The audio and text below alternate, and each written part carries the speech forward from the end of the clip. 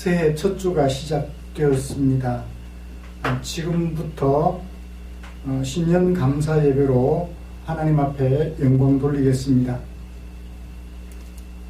찬송가 29장 펴시고 일어나셔서 1절 부르심으로 신년 감사 예배 시작하겠습니다.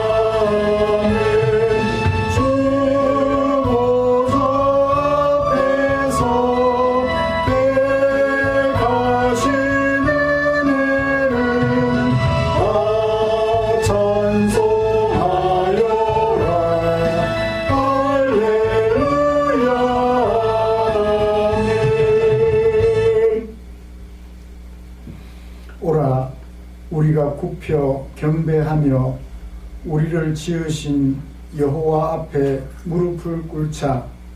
그는 우리의 하나님이시요 우리는 그가 기르시는 백성이며 그의 손이 돌보시는 양이기 때문이라. 아멘. 사도신경 암송하시면서 신앙 고백 드리겠습니다. 전능하사 천지를 만드신 하나님 아버지를 내가 믿사오며 그 외아들 우리 주 예수 그리스도를 믿사오니 이는 성령으로 잉태하사 동정녀 마리아에게 나시고 본디오 빌라도에게 고난을 받으사 십자가에 못 박혀 죽으시고 장사한 지 사흘 만에 죽은 자 가운데서 다시 살아나시며 하늘에 오르사 전능하신 하나님 우편에 앉아 계시다가 저리로서 산자와 죽은 자를 심판하러 오시리라. 성령을 믿사오며 거룩한 공회와 성도가 서로 교통하는 것과 죄를 사하여 주시는 것과 몸이 다시 사는 것과 영원히 사는 것을 믿사옵나이다. 아멘. 찬송가 63장입니다.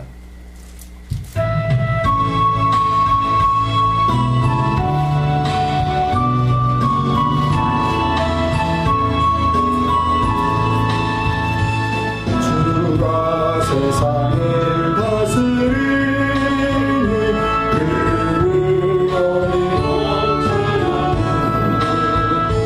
그의 나라와 주의 영광 온 하늘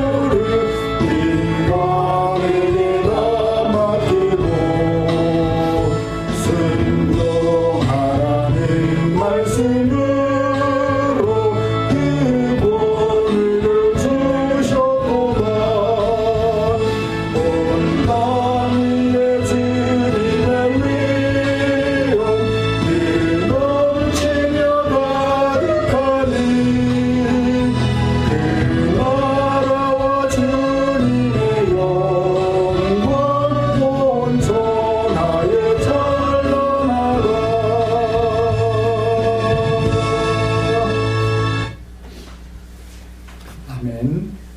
교독문 함께 교독합니다. 찬송가 뒤에 있는 교독문 93번입니다. 93번.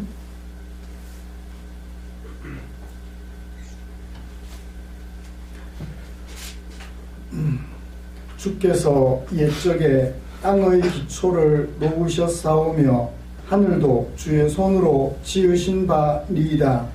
천지는 없어지으니와 주는 영존하시겠고 그것들은 다 옷같이 낡으리니 의복같이 바꾸시면 바뀌려니와 주는 한결같으시고 주의 연대는 무궁하리이다. 너희는 이전 일을 기억하지 말며 옛날 일을 생각하지 말라. 보라 내가 새 일을 행하리니 이제 나타낼 것이라. 너희는 유혹의 욕심을 따라 썩어져 가는 구습을 따르는 옛사람을 벗어버리고 오직 너희의 심령이 새롭게 되어 하나님을 따라 의와 진리의 거룩함으로 지으심을 받은 새 사람을 입으라. 그런즉 누구든지 그리스도 안에 있으면 새로운 피조물이라. 이전 것은 지나갔으니 보라 새 것이 되었도다. 새 계명을 너희에게 주노니 서로 사랑하라. 내가 너희를 사랑한 것 같이 너희도 서로 사랑하라. 아멘. 찬송가 자리에 앉으셔서 찬송가 436장 함께 부르시겠습니다.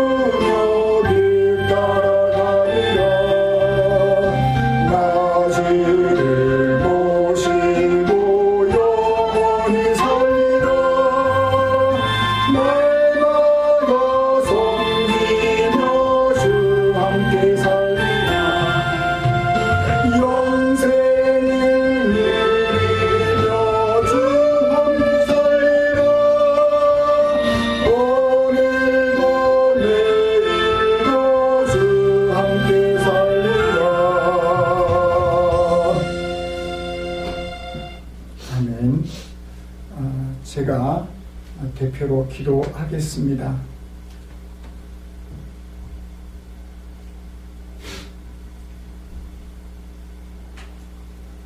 사람이 우주 속에서 별을 관찰하며 그 관찰 결과를 가지고 날과 해와 달이라고 이름을 지었습니다. 사람이 만든 것이 아니라 하나님이 만든 것을 발견하고 날과 달과 해라는 이름을 지어 붙인 줄 압니다.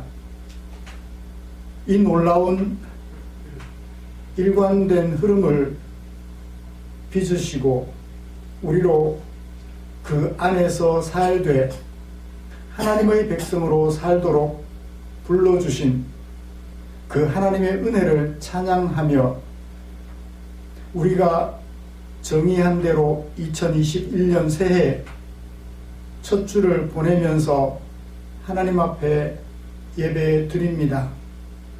우주 만물을 창조하시고 그 만물을 우리에게 맡겨 관리하며 관찰하며 다스리고 정복하게 하셨으니 그 하나님의 은혜를 생각하며 예배 드립니다. 우리의 예배를 받아 주시옵고 한량없는 당신의 은혜로 충만하게 하여 주시옵소서. 우리가 예수를 믿는 순간 그리스도로 말미암아 새로운 피조물이 되었다고 했습니다. 똑같이 육체로 살아가지만 아귀다툼하는 세상 속에서 그 일원으로 살아가는 것이 아니라 하나님의 백성으로 부름받아 하나님의 뜻을 좇아 하나님의 사랑과 하나님의 정의를 실현하여 하나님의 나라를 이루는 하나님의 백성으로 세워주셨음을 기억합니다. 이제 우리의 정체를 알아서 하나님 앞에 온전히 예배드리고 그 예배드리는 삶을 살아가려 하오니 우리의 마음을 주께서 더욱 강하게 붙들어 주시고 은혜 충만케 하여 주시옵소서. 한 해를 시작하며 우리 성도들 마음속으로 많은 것을 계획하고 또 추진하려고 힘을 모으고 있을 것입니다. 한 해를 마무리할 즈음에 지치지 않도록 우리 성도들 붙들어 주시고 계획한 그것들을 하나하나 차근차근 하나님의 도우심 안에서 잘 이루어 하나님께 감사드리며 내 모든 주변의 사람들이 행복해하는 결과를 맛볼 수 있도록 우리 성도들 그 마음속 새해를 시작하면서 드리는 기도를 들으시고 응답하여 주시옵소서. 이 시간 우리 사랑하는 지체들 함께 모이면 좋겠지만 코비드19라는 엄혹한 상황 때문에 함께 하지 못하고 흩어져서 가족들끼리 온라인으로 예배를 드리고 있습니다.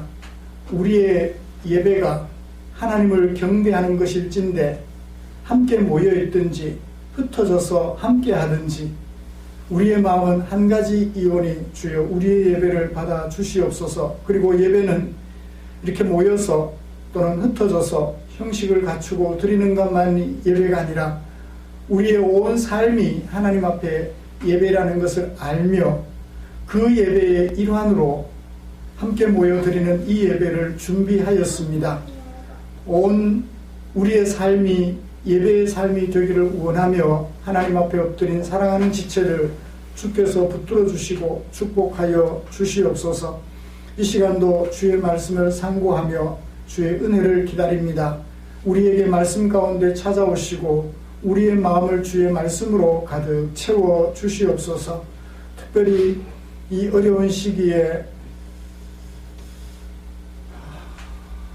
그동안 공부했던 것을 마음껏 펼쳐 일하기 위하여 사회로 나아가고자 하나 형편이 여의치 못하여 기다리고 있는 우리의 자녀들, 청년들을 살펴주시고 그 걸음을 인도해 주시옵소서. 듣자 하니 사회로 나아가고자 하는 청년들이 70%는 취업하지 못하고 기다리고 있으며 고작 30% 정도만 취업하여서 일을 하고 있다는 소식을 들으며 안타까운 마음으로 기도합니다.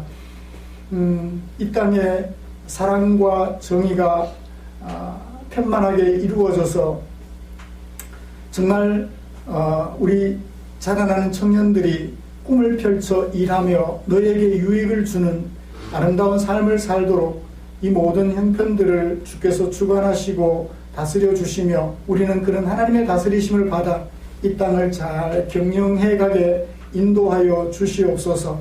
예배 시종을 주께서 주관하시며 영광 받아 주실 것을 기대하며 우리 구주 예수님의 이름으로 기도드리옵나이다.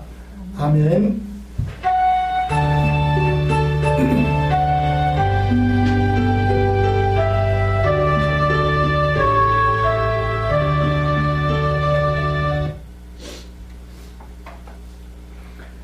오늘 함께 묵상할 하나님의 말씀은 사도행전 28장 16절부터 20절까지입니다.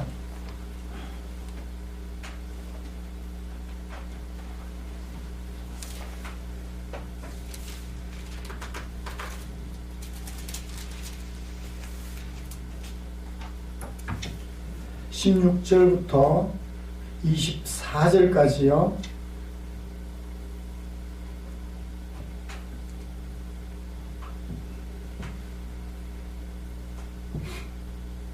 찾으신 줄 알고 천천히 같이 읽겠습니다. 우리가 로마에 들어가니 바울에게는 자기를 지키는 한 군인과 함께 따로 있게 허락하더라.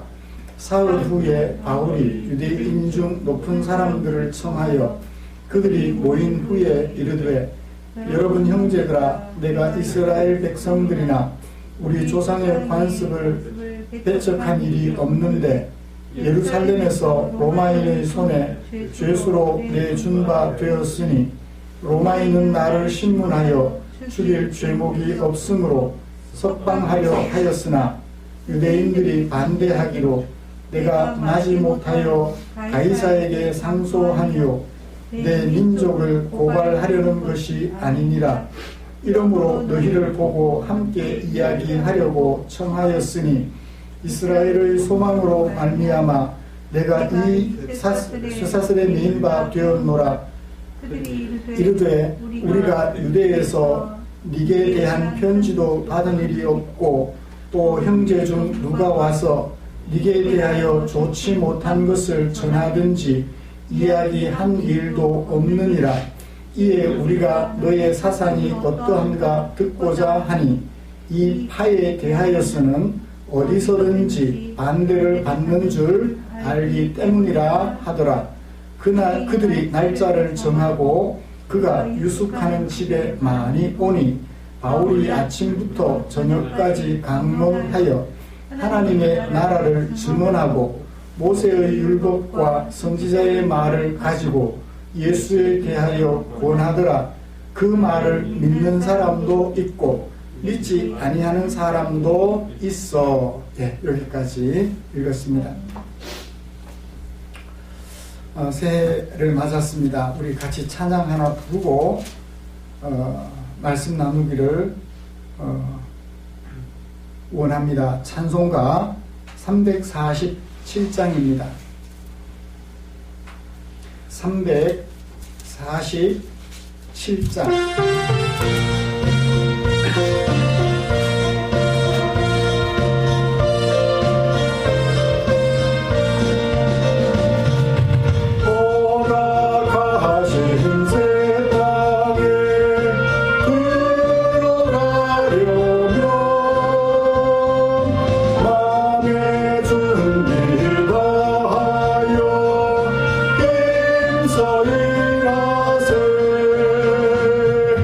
요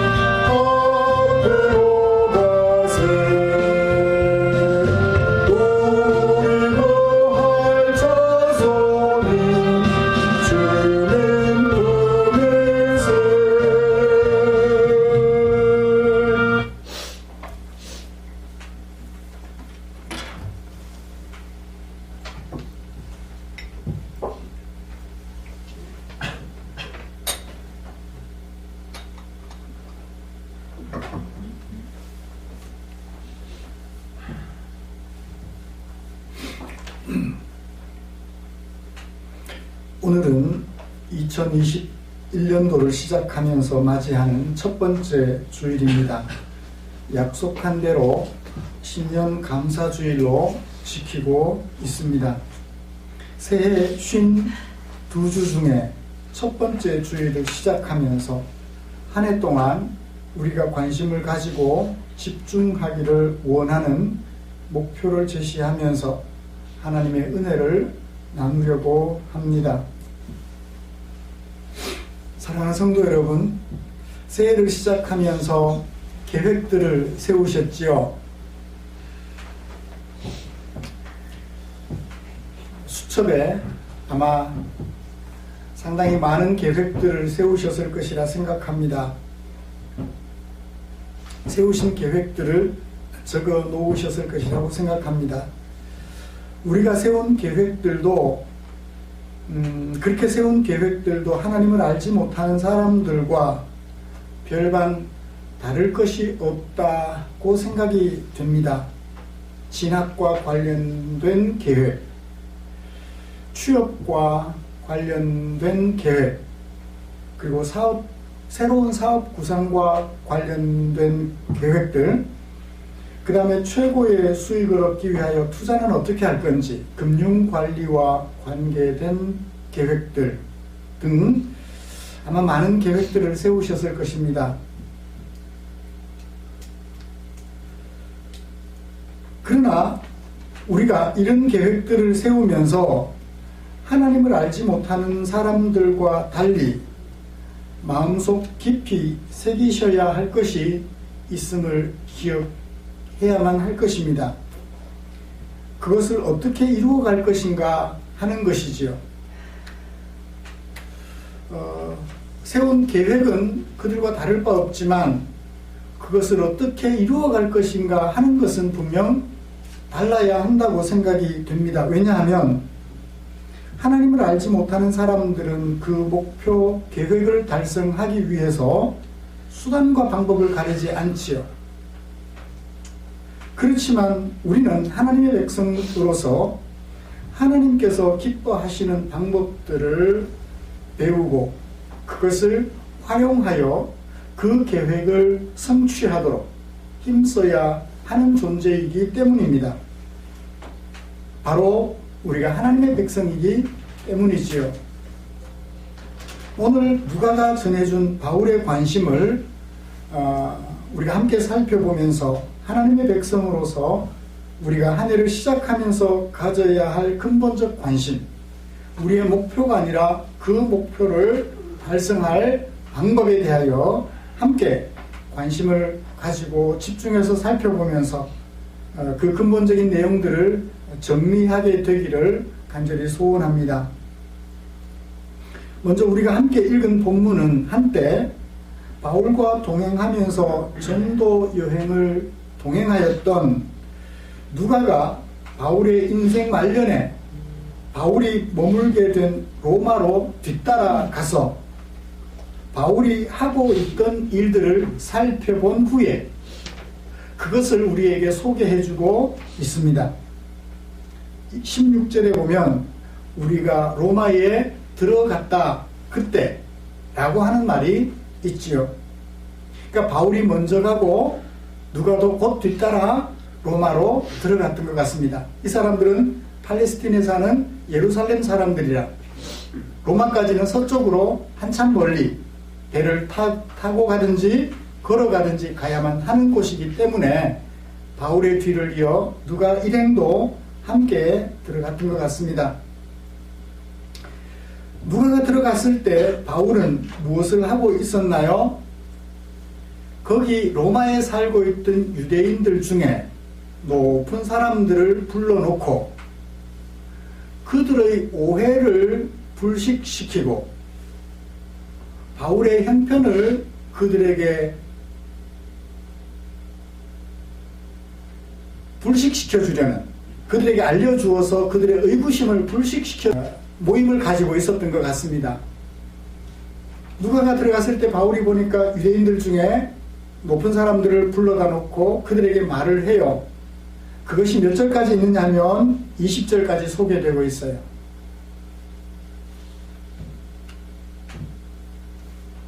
(19절에) 보면 유대인들이 반대하기로 내가 마지못하여 가이사에게 상소하며, 그 다음에 내 민족을 고발하려는 것이 아니니라. 바울이 로마까지 죄수로 붙잡혀 온 목적에 대하여 사람들이 의구심을 가지는 거죠. 로마에 있는 유대인들이. 바울이 굳이 로마까지 와서 황제에게 재판을 받으려 하는 것은 유대인들의 형편을 낱낱이 황제에게 고소하여 로마에서 살고 있는 유대인들 자신들을 고통스럽게 하려고 왔다. 그것을 19절에서 그렇게 말을 해요. 유대인들이 반대하기로 내가 마지못하여 가이사에게 상소하려고 왔는데 뭐 때문에 온 건 아니다. 내 민족을 고발하려고 온 건 아니다. 바울이 왜 이야기를 해요? 로마에 있는 유대인들이 이런 생각을 하니까, 그런 생각 때문에 내가 여기 온 거 아니야 라고 얘기를 해주는 거죠.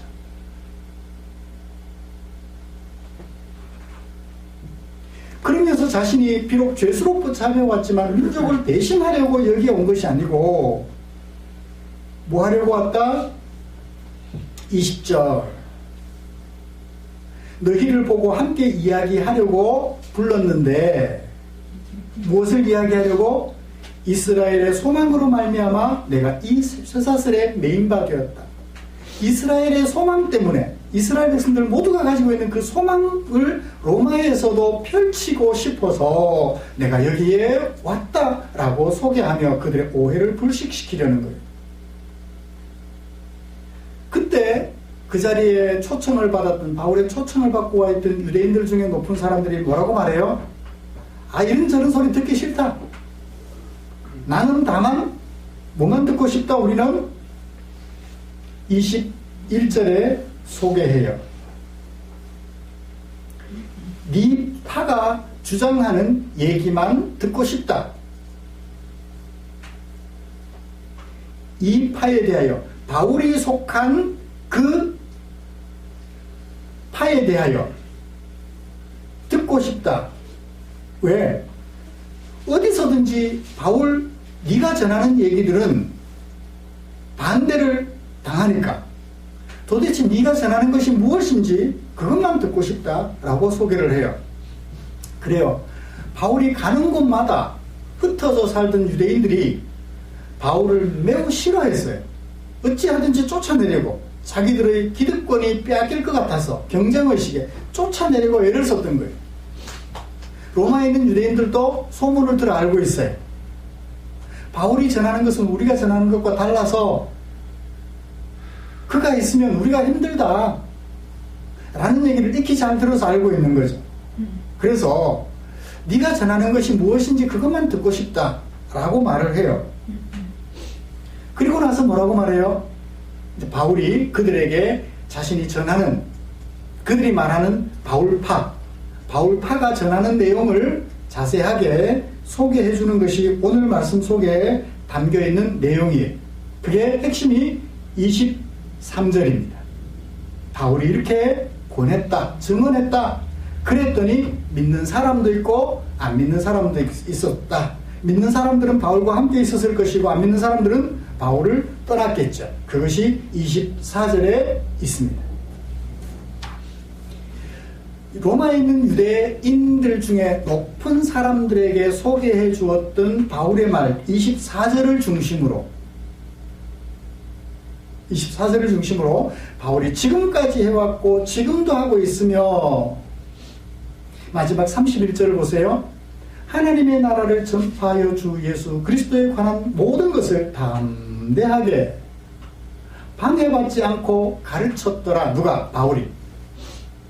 마지막 순간까지 가르쳤던 하나님 나라, 그것을 오늘 소개해 드리려고 합니다.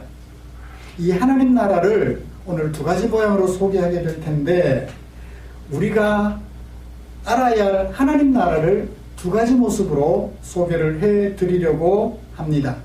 바울이 그들에게 가르쳐주고 싶어 했던 하나님 나라, 우리가 배워야 할 그 하나님 나라를 잘 배워서 우리가 사는 날 동안 하나님의 나라를 이 땅에 이루고 살아가요. 죽어서 가는 천국은 우리가 이룰 게 아니에요. 그죠? 하나님이 이루어 놓으셨어요. 예수님이 이루어 놓으셨어요. 이 땅에서 우리가 하나님의 나라를 이루어 가야 한다는 얘기죠.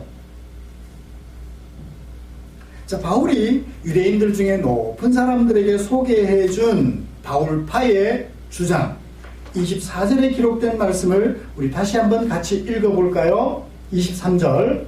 그들이 날짜를 정하고 바울이 유숙하는 집에 많이 오니, 바울이 아침부터 저녁까지 강론했다. 어떻게 강론했어요? 두 가지. 증언하고 권하여서, 증언하고 권하여서 강론했다. 무엇을 증언했어요? 하나님 나라를 증언했다. 어떻게 증언했어요? 어떻게 강론했어요? 하나님 나라를 증언했다. 그 다음에 권했다. 하나님 나라를 증언했는데 뭣도 하면서? 권하기도 하면서 강론했다. 뭘 권했나요? 모세의 율법과 선지자의 말을 가지고 예수에 대하여 권했죠. 다시 말하면 모세의 율법과 선지자의 말을 도구로 삼아서 누구에 대하여 권했나요? 예수님에 대하여 권했어요. 모세의 율법과 선지자의 말을 도구로 삼아서 예수님을 소개해 준 거예요, 그들에게. 그걸 뭐라고 한마디로 소개하고 있어요? 하나님의 나라라고 소개하고 있어요. 하나님의 나라라고. 모세의 율법과 선지자의 말을 도구로 삼아서 설명한 예수. 그게 뭐다? 하나님의 나라라는 거예요. 그러면 여기서 오늘 두 가지로 살펴보게 될 텐데, 우리가 알아야 할 하나님 나라, 우리가 배워야 할 하나님 나라가 뭔지 두 가지로 소개해 드릴 텐데요. 모세의 율법과 선지자의 말, 그리고 예수님의 관계를 두 가지로 살펴보면서 하나님 나라의 두 가지 속성을 여러분들에게 소개해 드리려고 합니다. 바울은 유대인들 중, 로마에 있는 유대인들 중에 높은 사람들에게 하나님 나라를 무엇과 연관시키고 있죠? 모세의 율법과 선지자의 말, 그리고 예수와 연결시키고 있어요. 모세의 율법과 선지자의 말을 가지고 예수님에 대하여 무엇을 소개할까요? 그냥 그렇게 축약해 두어서 뭔지 잘 모르겠어요. 그렇죠? 그것을 제가 풀어서 설명해 드리려고 합니다. 여러분, 모세의 율법은 우리에게 무엇을 요구하나요? 모세의 율법은 우리에게 죽음을 요구해요. 사람들이 율법 앞에 서면 무슨 생각을 하게 돼요? 1차적으로 내 모습을 발견하게 돼요.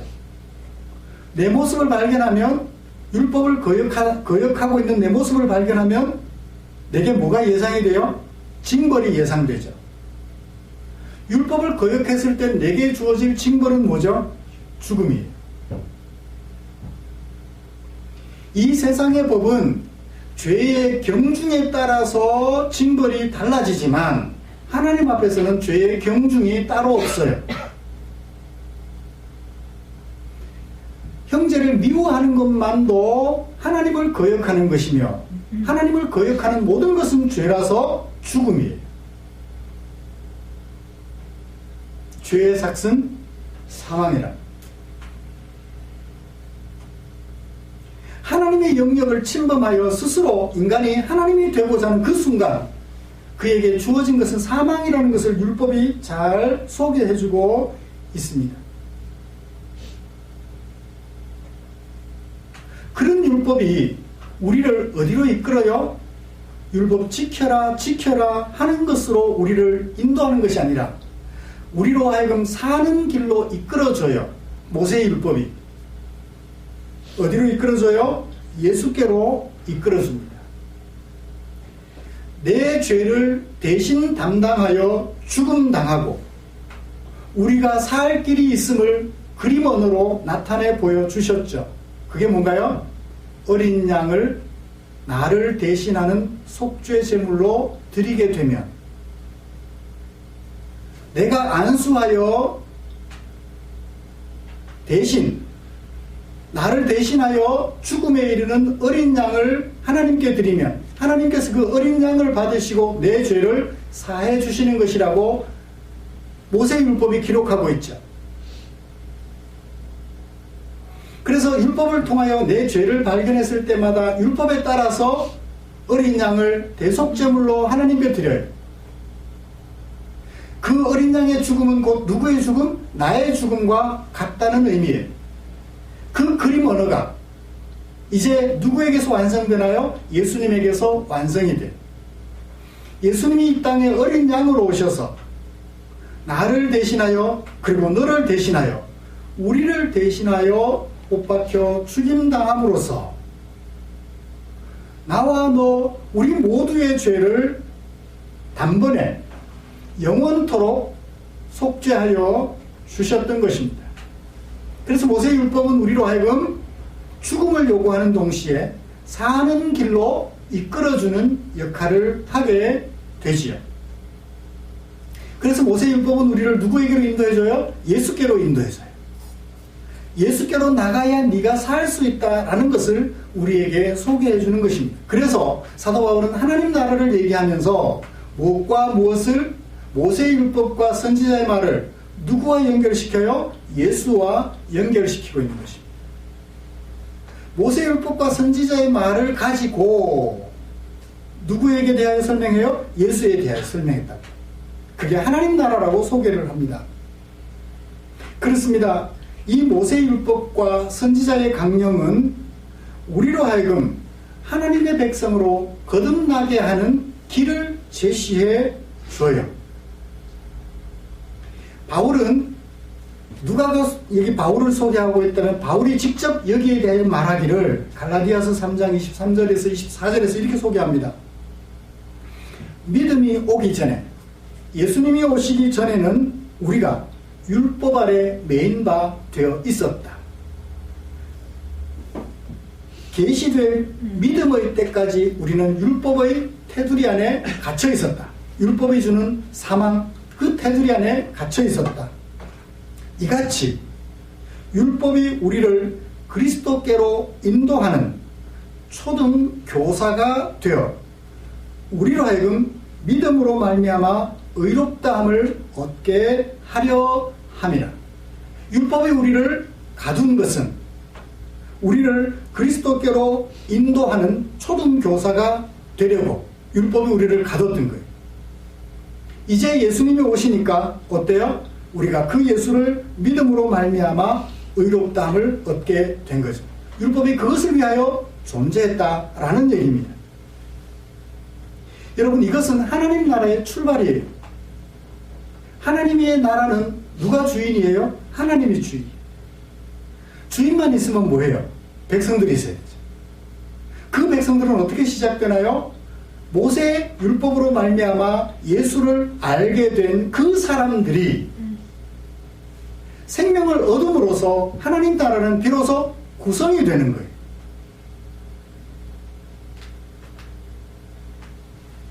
그래서 바울은 하나님 나라를 그들에게 증언하면서 무엇과 무엇을 연결시켜서 무엇과 무엇을 이용하여 모세율법과 선지자의 강령을 이용하여 누구와 연결시켰나요? 예수와 연결시켰던 것입니다.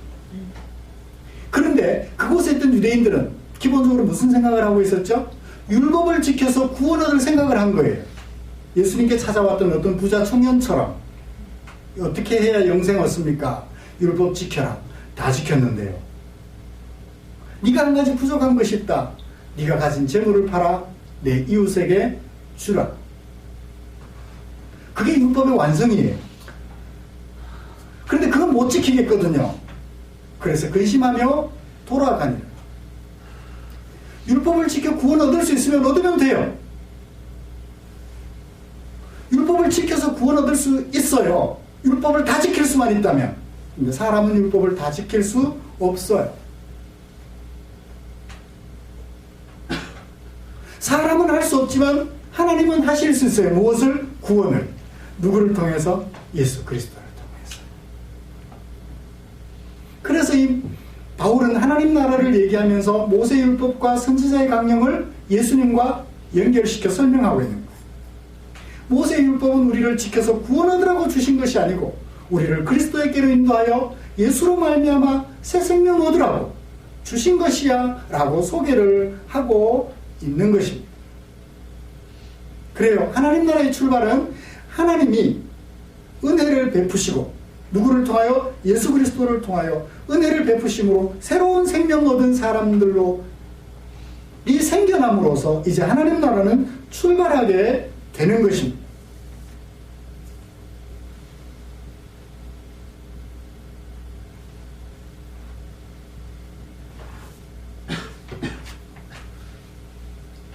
아브라함이 미래의 예수로 말미암아 완성될 하나님의 언약 때문에 하나님의 백성이 되었다면 오늘 우리는요, 과거에 예수님이 완성하신 하나님의 언약 때문에 하나님의 백성이 되는 거예요.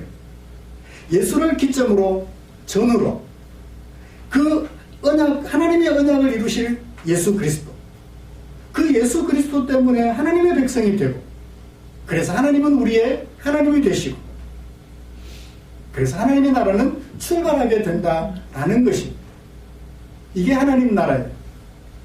하나님 나라는 우리가 율법을 지켜서 되는 것이 아니라 하나님의 은혜로, 그 은혜로 주어진 예수 그리스도를 믿음으로 말미암아 시작된다는 것을 여러분 꼭 마음에 새기시기를 기대합니다.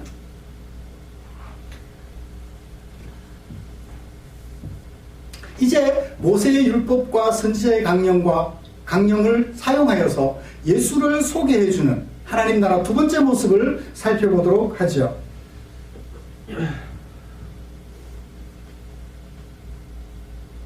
모세 율법과 선지자의 말은 예수님과 어떤 관계를 가지고 있을까요? 하나님께서 애굽에서 건져내신 이스라엘 백성들에게 하나님의 백성 공동체로서 갈등을 해소하고 평화의 공동체를 만들어 살아가도록 무엇을 제시해 주셨죠? 율법을 주셨어요. 율법을 지켜 구원 얻으라고 주신 것이 아니라 평화로운 공동체로 갈등을 해소하고 평화를 이루는 공동체로 세워가라고 율법을 주셨어요. 율법의 두 번째 기능이죠. 그것은 하나님의 백성 공동체의 삶이 어떠한지 안내해주는 역할을 합니다. 예수님께서는 그 법을 문자로서가 아니라 정신을 드러내어 우리에게 소개해 주셨죠. 첫째 계명은 뭐다? 하나님을 사랑하는 것이다. 둘째 계명은 이웃을 사랑하는 것이라고 소개해 주셨죠. 하나님을 사랑하는 것은 어떤 것일까요? 하나님 사랑합니다. 용돈 드릴게요. 하나님을 사랑하는 것은 어떤 것일까요? 하나님 주일은 지키라고 하셨으니 제가 주일날 예배당에 가서 예배 드리겠습니다. 성도들과 함께. 이게 하나님 사랑하는 것일까요? 아니에요. 아니에요.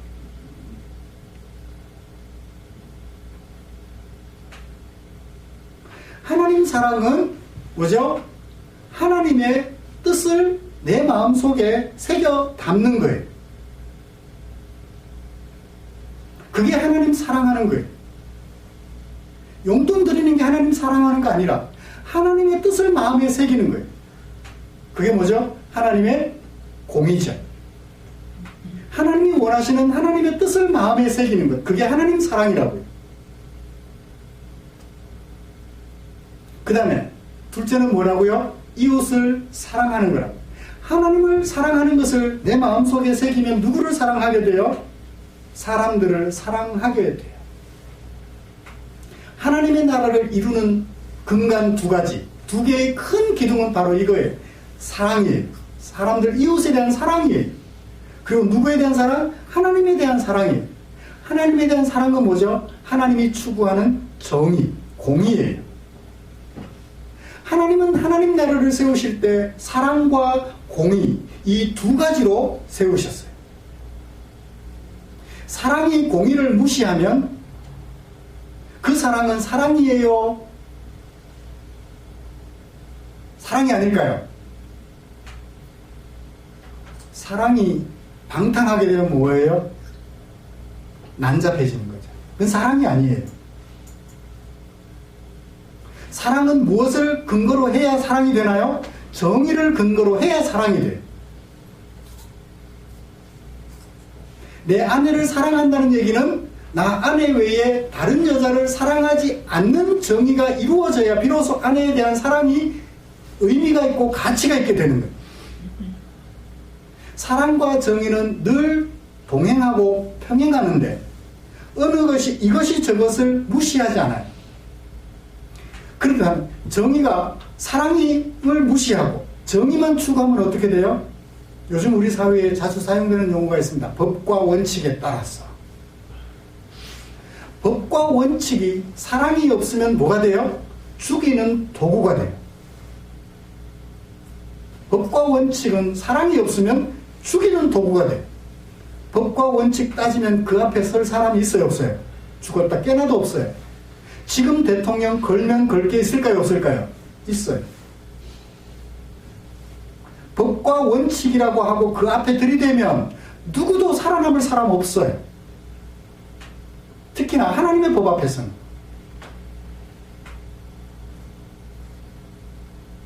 그러므로 이 하나님 사랑과 이웃 사랑을 말하는 모세의 율법, 그것을 예수님은 두 가지로 축약해 주셨는데, 모세의 율법을 예수님은 두 가지로 축약해 주셨는데, 이 두 가지는 서로를 무시하지 않아요.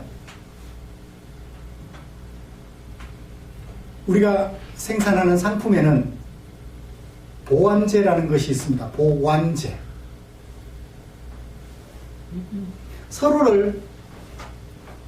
서로에게 상승 효과를 불러일으키는 거죠. 커피 가격이 올라가면 무엇 가격도 올라갈까요? 커피 수요가 많으면 뭐도 수요가 많아져요? 설탕도 많이 수요하게 되겠죠. 수요가 많으면 가격이 올라가요. 그죠? 커피 가격이 올라가면 설탕 가격도 따라 올라가요. 상호 보완하는 거예요. 이 사랑과 정의는 상호 보완을 합니다. 사랑이 정의를 존중하며 그 사랑은 아름다운 사랑으로 거듭나죠. 정의가 사랑을 바탕으로 진행이 되면 그 정의는 빛이 나요. 사랑 없는 정의는 흑암의 그림자, 무서운 그림자를 우리에게 가져다 주지만, 사랑이 근거가 된 정의는 우리에게 생명을 가져다 줘요. 공동체 안의 갈등을 해소하고 평화의 공동체로 만들어가죠. 이게 모세의 율법과 선지자의 강령이 어디 안에서 이루어진다? 예수님이 말씀하시는 사랑 안에서 이루어진다라고 얘기를 하는 거예요. 여기서 우리는 율법의 두 번째 기능을 봅니다. 모세 율법이 가지고 있는 두 번째 기능을 봐요. 로마서 13장 10절에서 바울은 이렇게 말합니다. 사랑은 이웃에게 악을 행하지 아니하나니, 그러므로 사랑은 율법의 완성입니다. 율법이 정의를 말한다고 한다면 사랑은 그 정의를 완성시키는 아름다운 것이다 라고 소개를 해줍니다. 마태복음 22장 39절부터 40절까지 말씀해서 예수님도 말씀하셔요.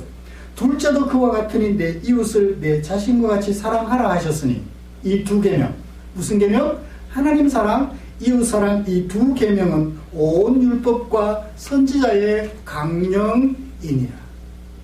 모세와 선지자가 똑같이 율법을 통하여 얘기했던 것, 예수님이 이루셨던 것, 사랑과 정의, 이 두 가지가 우리 그리스도인들의 삶에 적용이 되어 나타날 때 비로소 하나님의 나라는 완성되어 간다라고 소개하고 있습니다.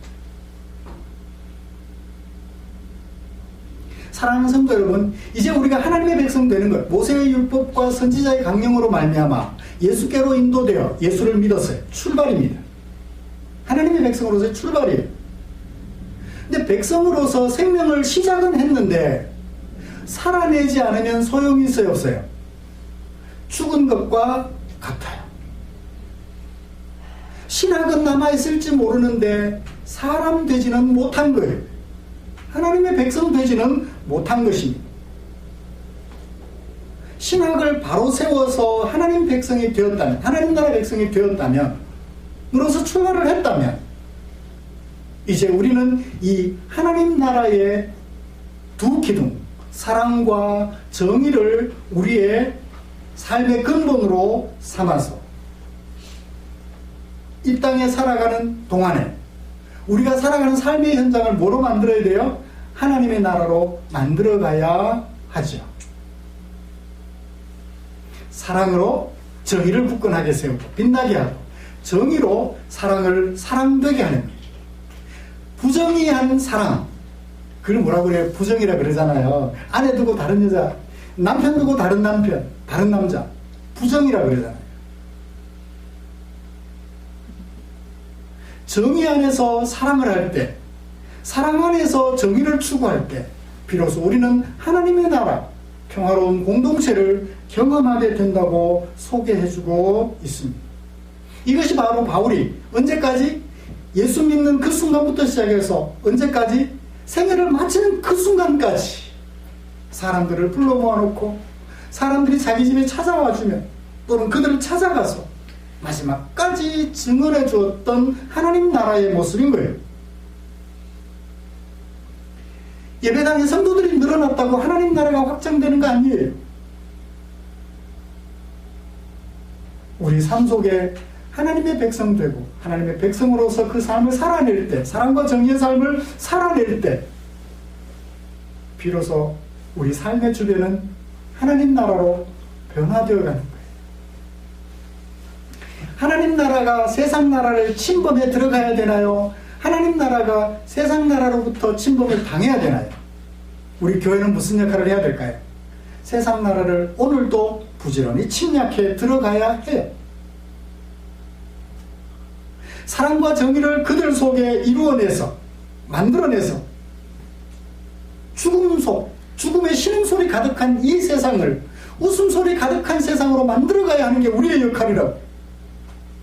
바울은 이것을 위하여 자신의 일생을 바쳤습니다. 내가 달려갈 길을 다 마치려 하면 그동안 멈추지 않았다고. 그리고 그런 나를 위하여 의의 면류관이 예비되었으며 나뿐만 아니라 그것을 바라는 모든 이들에게 이 의의 면류관이 예비되어 있다라고 소개해 주었습니다. 디모데에게 소개해 주었죠. 말씀을 마치겠습니다. 사랑하는 성도 여러분, 올 2021년도 한 해 작년보다 더 어려우면 어려웠지 쉽지는 않을 거예요. 어떻게 하시겠습니까? 부지런히 배웁시다. 하나님을 알지 못하는 사람들처럼 많은 계획들을 세우십시오. 내 능력 있는 대로. 그런데 그것을 어떻게 이루어갈 것인가 하는 것은 하나님 나라 백성으로서 방법을 찾고, 그렇게 해서 내가 목표했던 그것을 하나님 나라 백성으로서 이루어가는 저와 여러분들이 되시기를 주님의 이름으로 축복합니다. 그래서 가는 곳마다 사람을 죽이기보다는, 사랑 없는 정의를 이루어서 죽이기보다는, 정의 없는 사랑을 이루어서 방탕하기보다는 사랑과 정의를 아름답게 사용하여서 가는 곳마다 생명을 살리는 주의 종들, 하나님 나라 백성 되시기를 주님의 이름으로 축복합니다. 기도하겠습니다. 좋으신 하나님 감사합니다. 우리를 사랑하여 예수께로 인도하여 예수님을 구주로 영접하고 하나님 나라 백성 되게 해주셨습니다. 그리고 우리에게 법을 주셔서 사랑과 정의가 무엇인지 알게 하시고 그 사랑과 정의를 실천하여 하나님 나라를 우리가 살아가는 삶의 현장 속에서 이루어가게 하시니 고맙습니다. 죽어서 갈 천국은 우리 하나님이 예비해 주신 것이지만 지금 우리가 이 땅에 이루어가야 하는 하나님 나라는 내가 이루어가야 하는 사실을 마음속에 꼭 새기며 바울처럼 또 다른 사도들처럼 내 발걸음 닿는 곳 그곳에서 하나님의 나라 이루어가기로 다짐하는 우리 성도들 되게 하여 주시옵소서. 우리를 사랑해 주신 주께 감사드리며 예수님의 이름으로 기도드립니다. 아멘. 찬송가 63장 부르시면서 준비한 헌금 드리겠습니다.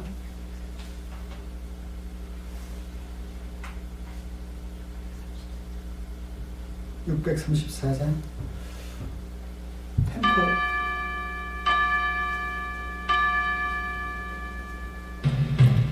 그것이 주께로부터 왔으니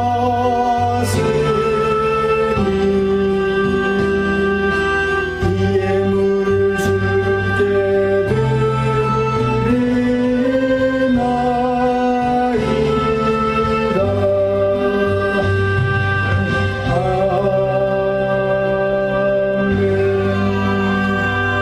기도하겠습니다. 하나님 아버지, 내게 사용하라고 맡겨주신 물질, 나를 당신의 백성으로 불러주신 아버지의 뜻이 무엇인지 알기에 이 땅에 사랑을 이루고 정의를 이루어내기 위하여 헌금으로 구별하고 사랑하는 성도들 헌금으로 드렸습니다. 하나님의 나라를 이루는데 내가 가진 물질도 내가 가진 시간도 내 몸도 드려 하나님의 나라를 이루기 위하여 성도들 헌금으로 드렸으니 이 헌금 받으시고 축복해 주시옵소서. 성도들 험한 세월 살아가는 동안 내 생명을 건져주신 하나님께서 나와 동행하고 계심을 한순간도 잊지 않도록 주님 우리 성도들과 함께하여 주시옵소서. 주님 앞에 기도합니다. 드린 물질 축사해 주시옵소서. 이 물질이 사용되는 그곳에서 주의 영광 나타나게 하시고 쓰러져 있는 지체들을 일으켜 세우는 일에 쓰고 남음이 있어 이 땅에 하나님의 영화로우심을 만천하에 드러내는 일에 쓰고 남음이 있게 주님 함께하여 주시옵소서. 성도들의 걸음걸음 함께하여 주시고 인도하실 것을 기대하며 예수님의 이름으로 기도드리옵나이다. 아멘. 교회 소식 알려드리겠습니다. 아직까지 3차 팬데믹 상황이 조정이 되지 않는 것 같습니다. 이 연휴가 새해를 시작하면서 3일 정도 진행되는 연휴가 끝나면 어떤 결과가 있을지 예상하기가 많이 어렵습니다.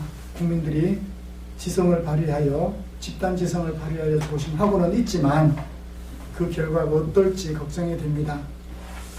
주말쯤에 대면 예배를 드릴지 온라인 예배로 또 계속할지 주말에 개별적으로 연락을 드리도록 그렇게 하겠습니다. 수속히 이 상황이 정리가 되고 좋은 길로 나아갈 수 있도록 이참에 우리 국민들이 또 지구촌 인류가 지혜를 발휘하여 뭐가 잘못됐는지 뭐가 문제인지 잘 대책을 세워서 하나님이 복 주시는 아름다운 나라로 세워갈 수 있도록 많이 기도해 주시면 고맙겠습니다. 지도자들에게만 맡겨둘 것이 아니라 우리도 지혜를 발휘해야 될 줄 압니다. 그래서 필요한 목소리도 내고 또 필요한 행동도 하면서 우리가 속한 나라를 행복한 나라로 만들어 가도록 최선을 다해 주시면 좋겠습니다. 우리의 삶과 인격을 아름답게 하는 하나님의 말씀 묵상 최선을 다해 주십시오. 다음 주에는 지난해 결산 결과를 가지고 공동의회를 통하여 최종적으로 결정을 하도록 지난해 예산 지출에 대한 결정을 하도록 하겠습니다. 코비드19로부터 우리 가족과 교회 및 지역사회 공동체를 지켜내기 위한 생활 방역에 최선을 다해 주시면 고맙겠습니다. 새해에도 계획하신 일들 하나님 은혜 가운데서 아름답게 잘 추진하여 좋은 열매 맺으시기를 주님의 이름으로 축복합니다. 곁에 계신 분들과 인사 나누시죠. 가족들과 인사 나누죠.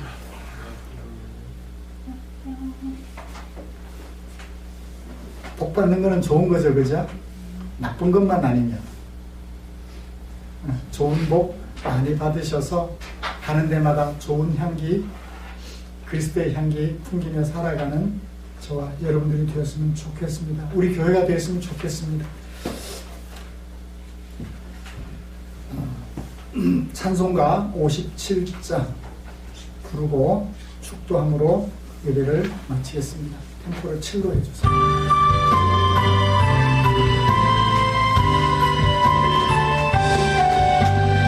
오늘 주신 말씀에 새 힘 얻어서 세상으로 나가서 살아갈 때에 나 혼자 힘으로 늘 부족하오니 주여 나를 도우사 승리하게 하소서.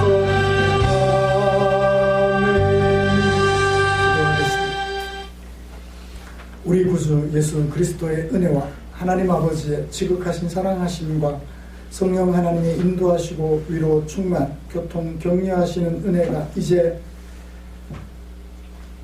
모세 율법과 선지자의 강령을 이루시려고 이 땅에 오셔서 나를 대신하여 죽음당하시고 나에게 사랑과 정의, 하나님의 나라를 이룰 수 있는 길로 아름답게 인도하여 주신 우리 주님의 은혜를 기억하며 하나님 나라 백성으로서 아름다운 발걸음을 떼기로 다짐하며 예배를 마치는 신년 감사주일 예배를 마치는 모든 지체들 위해 지금부터 영원토록 함께 계시기를 축원하옵나이다. 아멘.